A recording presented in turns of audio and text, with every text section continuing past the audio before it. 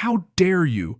I mean, seriously, how dare you block my driveway with an HOA patrol cart like it's some kind of security checkpoint for the White House?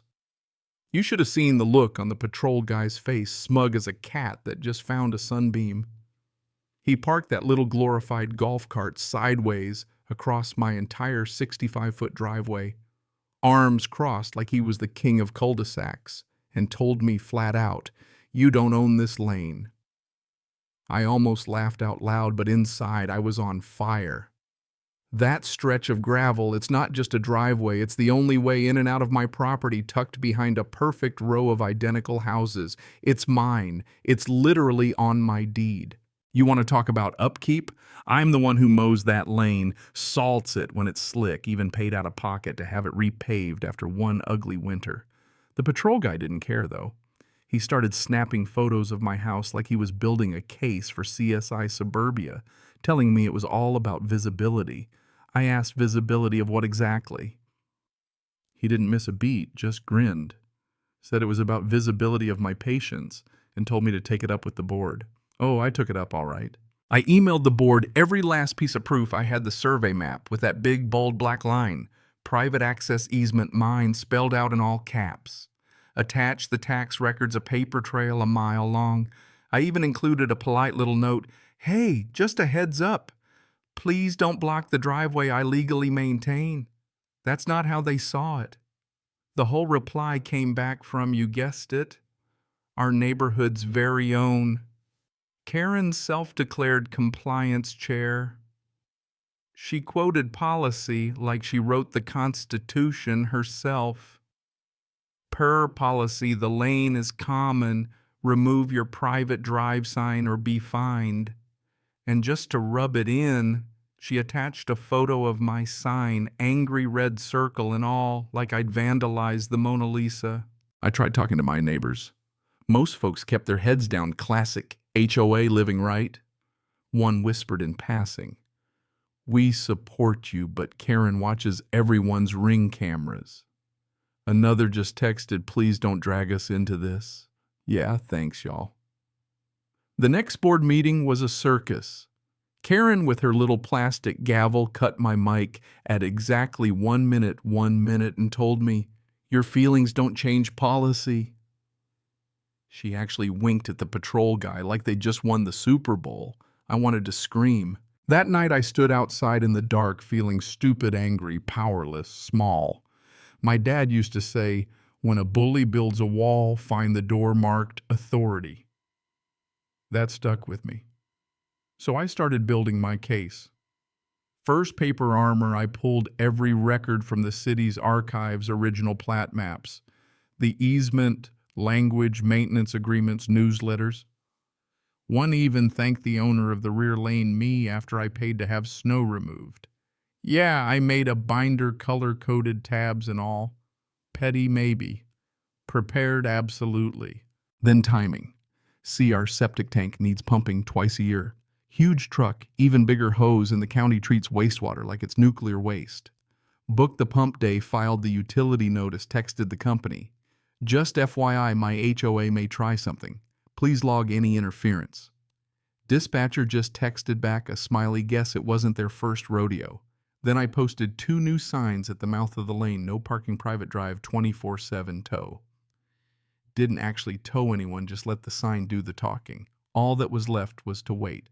Pump day arrived with thunder, literally. The big white septic truck rolled up, beeping, backed into position. That's when Karen showed up, neon sun visor and all like a traffic cop. No one hired. She stuck her hand out, yelling, "Stop! You can't drive there, it's common area." Board decision. The driver, who'd probably seen it all, just leaned out the window, deadpan.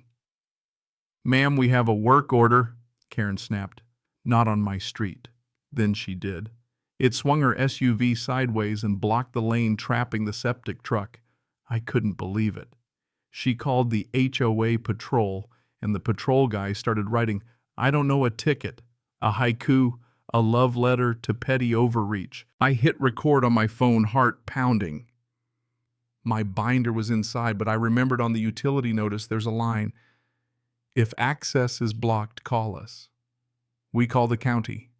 So the driver called. The utility company called. And within 20 minutes, a county environmental inspector pulled up.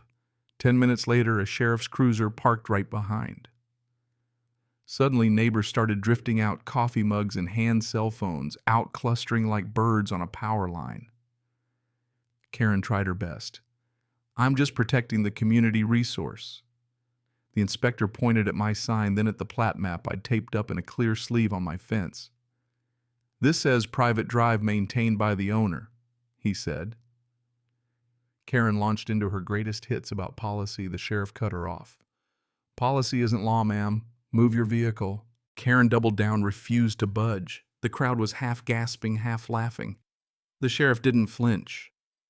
Ma'am, you're obstructing a permitted utility service. That's a citation. She tried talking over him. Big mistake. He wrote her up right there. She went beet red, sputtering, finally moved her SUV, tires squealing like a toddler in the cereal aisle. The septic truck rumbled in. The inspector and I walked the lane together, checked the tank, reviewed every permit on my clipboard. He nodded, then raised his voice for the cell phone's owners in the right. HOA interfered with access. Someone actually cheered when the pump started humming. Karen, arms crossed, visor askew, tried to glare the machinery into stopping, but there was nothing left to do. Then came the twist, because there's always a twist. The inspector noticed the HOA patrol cart still half blocking the street. He asked, who authorized this to block sight lines on a private drive?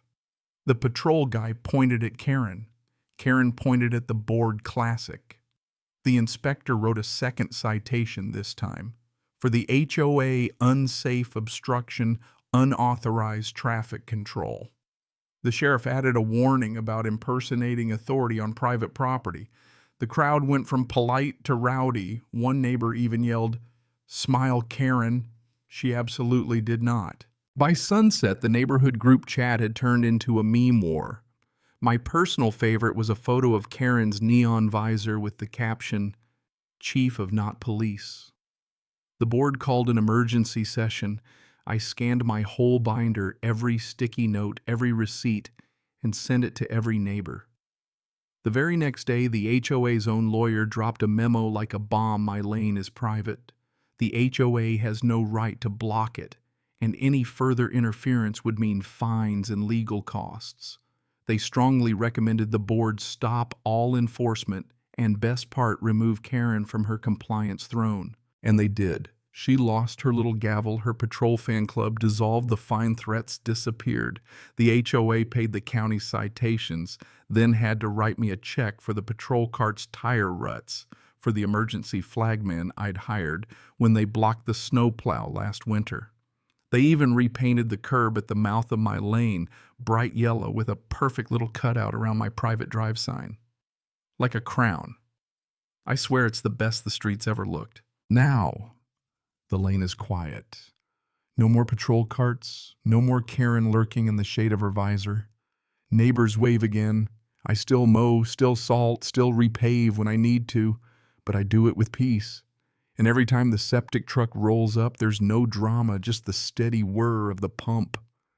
Karen walks her tiny dog on the far side of the street these days. She doesn't look at me, but honestly, I don't need her to. The law looked out for both of us, and it didn't even blink. So what do you think? Did Karen get what she deserved? Or did the HOA get off too easy? Drop your thoughts in the comments, and if you've ever had to face down a board or a bully, I want to hear your story. Hit that subscribe for more HOA drama, because trust me, there's always more where that came from.